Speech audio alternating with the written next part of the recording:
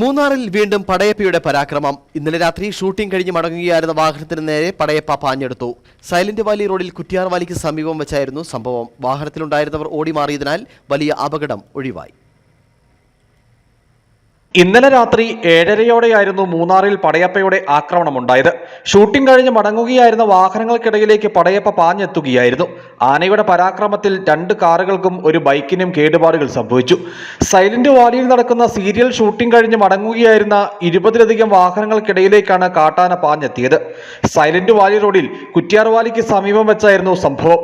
വാഹനത്തിലുണ്ടായിരുന്നവർ ഓടി രക്ഷപ്പെട്ടതിനാൽ കൂടുതൽ അപകടം ഒഴിവായി. സംഭവത്തെ തുടർന്ന് വനംവകുപ്പ് RRT ഡെപ്യൂട്ടി റേഞ്ചറുടെ നേതൃത്വത്തിലുള്ള വനപാലക സംഘം സ്ഥലത്തെത്തി പടയപ്പയെ കാട്ടിലേക്ക് തുരത്തി. സമീപകാലത്തായി പടയപ്പ അക്രമാസക്തനാകുന്നത് ആളുകളിൽ ആശങ്ക വർദ്ധിപ്പിച്ചിട്ടുണ്ട്. News bureau, Adimali.